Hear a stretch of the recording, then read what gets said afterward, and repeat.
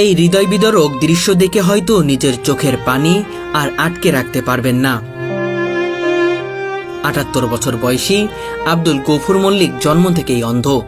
তবুও জীবনের একেবারে শেষ প্রান্তে এসে বেঁচে থাকার তাগিদে হাটে বাজারে, বাসে, ট্রেনে, রেল স্টেশনে, এমনকি রাস্তায় রাস্তায় ঘুরে নিজের হাতে বানানো নারিকেলের নাড়ু বিক্রি করে জীবিকা নির্বাহ করছেন।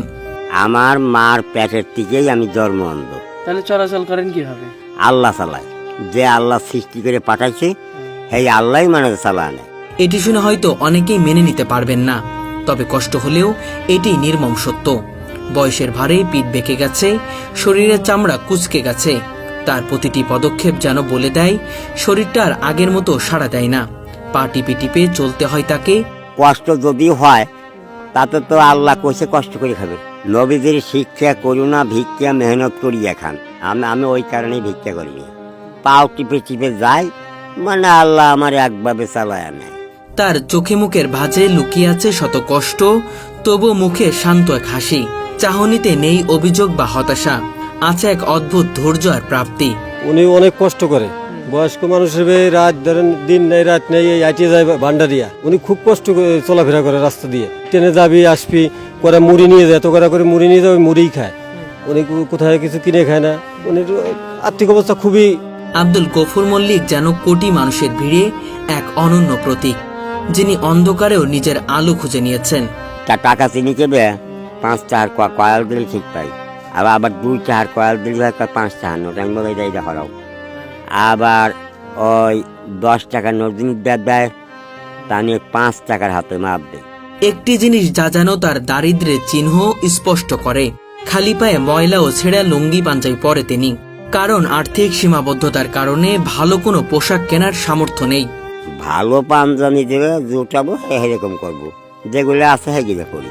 ভালো যদি আল্লাহ কোনদিন ভালো করে বা ভালো যেদিনকে দৈন্য সেজে চলে যাবো, সেদিনকে যায় ভালো ঘরে হবো, সেদিনকে ভালো হবে।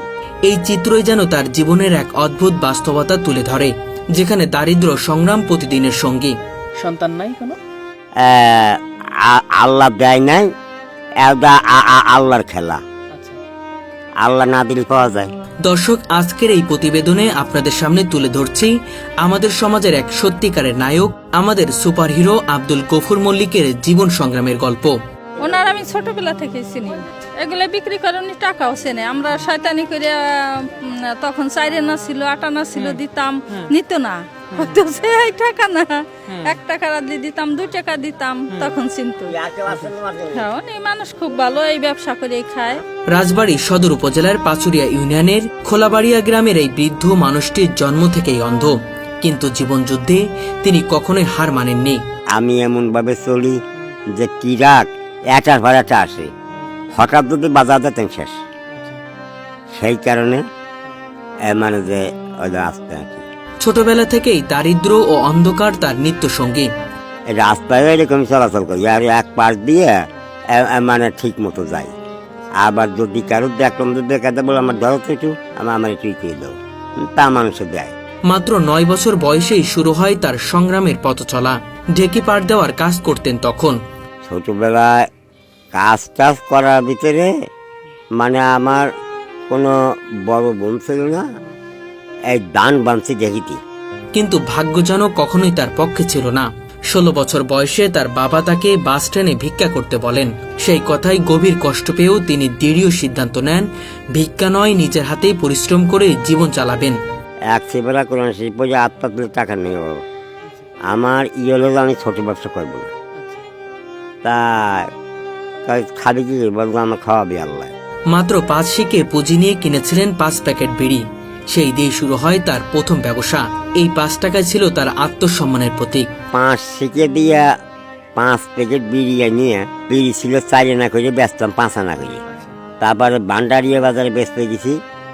একটা লোক রূপপান মোল্লার নামে টিটকিরি দেখায় কি যে 140 পয়সা হবেন না করি, তাই সেই 5 শিকের দোকান। ধীরে ধীরে সফলতা আসতে শুরু করেছিল। বাড়ির আঙ্গিনায় ছোট একটি দোকানও দিয়েছিলেন, কিন্তু সময়ের সঙ্গে সঙ্গে বাকির খাতায় ডুবে গেছে। শেষ পর্যন্ত দোকান গুটিয়ে ফেলতে হয়।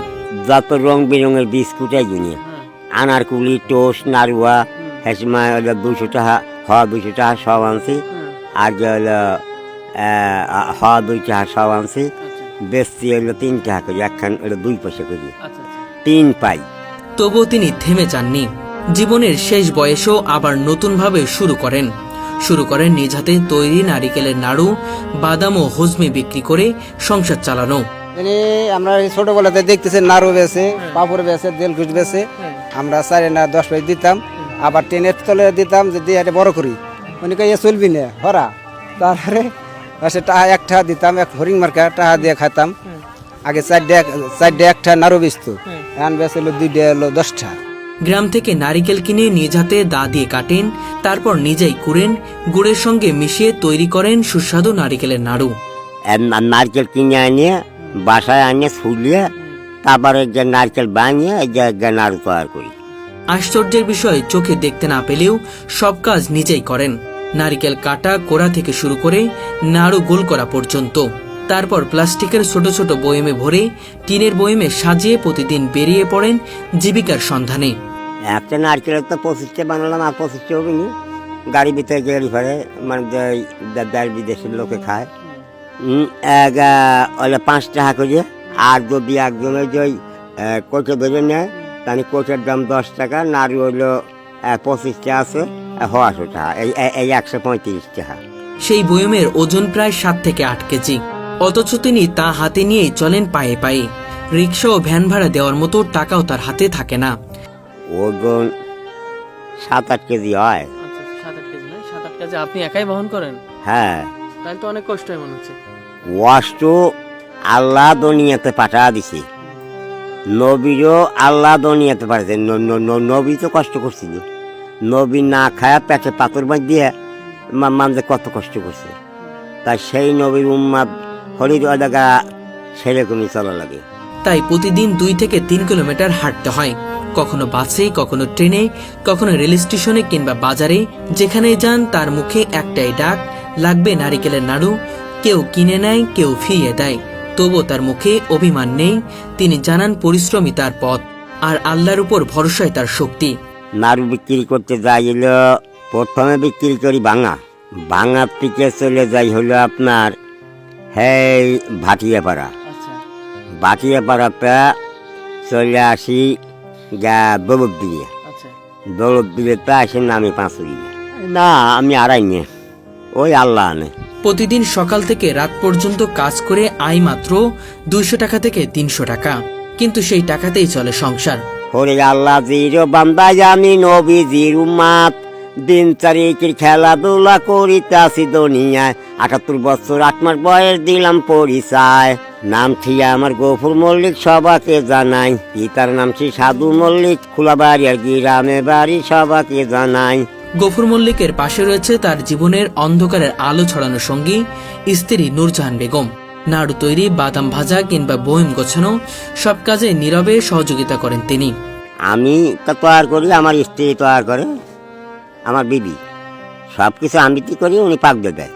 তাদের কোনো সন্তান নেই, তবে বড় ভাই কেরামত মল্লিকের ছেলে বাতেনকে নিজের সন্তান হিসেবেই বড় করেছেন। বাতেনও এখন তার বাবা মায়ের মতো মনে করেন। তবে অর্থনৈতিক দুরবস্থার কারণে গফুর মল্লিকই এখন সংসারের দায়িত্ব নিজের কাঁধে তুলে নিয়েছেন। মানে যে বাতির পালছি, মানে বাপ বাটার মতন, মানে ঢাকা ফুটপাতে কাপড় বেছে, কিছু আনে, আমিও কিছু আনি, 2 বাপ বাটা। তাদের টিনের ছাউনি দেওয়া ছোট্ট ঘরটাই তাদের আশ্রয়। বৃষ্টির সময় টিন ফুটো হয়ে পানি পড়ে, ঝড় এলে ছাউনি উড়ে যায়, আর প্রচন্ড রোদের সময় ঘরে থাকা যায় না। তবুও নেই কোনো অভিযোগ। জীবনের সব কষ্টের মাঝেও তিনি আজান শুনলেই ব্যবসা ফেলে উঠে পড়েন নামাজের জন্য। কাস্টমার যতই থাকুক না কেন, নামাজের সময় কোনো দেরি করেন না। 5 ওয়াক্ত নামাজ আমি 1 ওয়াক্ত বাদ দিই, যেখানে আজান দেয় সেখানে মসজিদে নামাজটা পড়ে নিই। তিনি বলেন, যতদিন বেঁচে থাকবো ততদিন নিজ হাতে কাজ করব, কারোর কাছে হাত পাতবো না, আল্লাহ আমার ভরসা।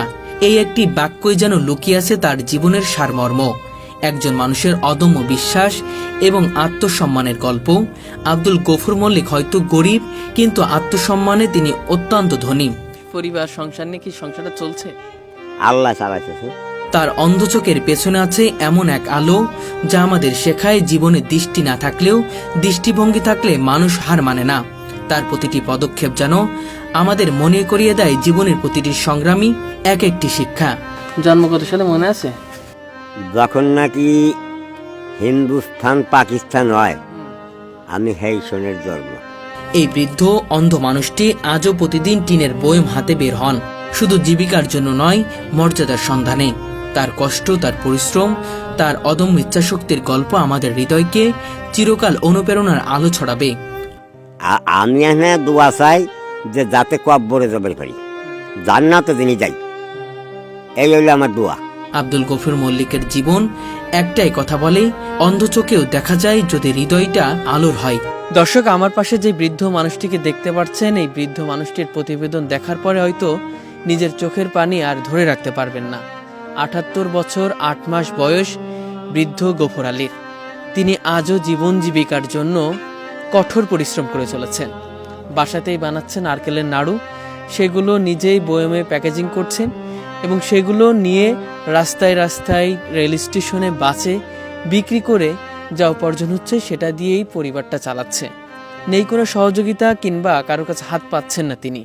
তার আত্মসম্মান এবং নবীর শিক্ষা করোনা ভিক্ষা, এই কথার উপরে অটুট তিনি। সেই কারণে কঠোর পরিশ্রম করে আজও জীবন অতিবাহিত করছে। দর্শক, সেই গল্পটি আজকে আপনাদের কাছে তুলে ধরার চেষ্টা করব। 100 বার কোরআন সেই পরে গাড়ির মধ্যে হাত পাতলি, টাকার নাই অভাব। নবী করছিল কি, মানে নবীর দরবারে একটা লোক ভিক্ষা করিতে আসিল। নবী বলেছিল যে আপনার সমর্থ কি আছে? বলে আমার গায়ে চাদর আছে। বলে চাদরটা বিক্রি করো। চাদরটা বিক্রি করে কিনে দিল এখন কুড়িয়ে। তা ওনারে কয়া দিল, নবীদের শিক্ষা করি না, ভিক্ষা মেহনত করিয়া খাও। তারপরে মানে কুড়াল নিয়ে কাঠ কাছে বেশি কিছু পয়সার মানুষ হইল। তারপর গিয়ে যে যাই দিন নবীর কাছে চাদরটা ফেরত দেয় নাকি। তা যা আসসালাম আলাইকুম, আসসালাম আলাইকুম আমাদের খারাইছে। তা কয় অনেক কি সমাচার? বলে হ্যাঁ, আমার কাঠ কাছে বেশ ভালোই কিছু পয়সা হয়েছে। বলে নবী ঠিক পাইছে, চাদর ফিরিয়ে দিই। তাই কি চাদরটা ফিরিয়ে নেবেন? বলে তাকে দয়া করে দেন, আমি ফিরিয়ে নিবে পারি। তারপর শেষ টাইমে ওই যে টাকাটা কিনছিল ওই টাকাই চাদরটা ফেরত দিল। তা আমি সেই নবীর আইন পালন করে চলি। আমার জিনিস মানে কালো খালের দিকে এর আগে মানে কয় আমি নারকেল কিনে দেবো। আমার 5 বিঘে বাড়ি, আমার বাবার নাম সেকেন্ড, আমার নাম শহীদ। আমি এই জায়গা থাহি, আমি আমার দেশের মানুষ পারে নারকেল কিনে দেই। আমার এই কালোখালির বাজারে নিয়ে নারকেল কিনলাম হলো 400 টাকার। আর মানে যে আমার এই কোচে কাটি ছিল সব দিয়ে 100 টাকা বলছিল, 550 টাকা। মানে ওই বেটাকা আমার উঠল ব্যানে। তা ব্যানে উঠলাম, নামবো স্টেশনে। ওই ওই ওই আমার নাম আর স্টেশন ছাড়া ওই বেটা ব্যাগটা নিয়ে কাজে ব্যাগ আমি নিয়ে দিই। আমি বললাম আমি পারবা না, ওই ব্যাগটা নিয়ে আজও দৌড় কালো দৌড়। তা ওই কালোখালির স্টেশনে গায়ে হলে বাড়ি। তা আমি হেসে দেখলাম যে আমারটা জোর নিল। ও তো ওই যে এজিদ নবীর বংশ ধ্বংস করছে, ওই এজিদের খাস কর্মচারী কাফের। ভালো মানুষই আমারটা নেয় না, কাফেরই নিছে, কাফির।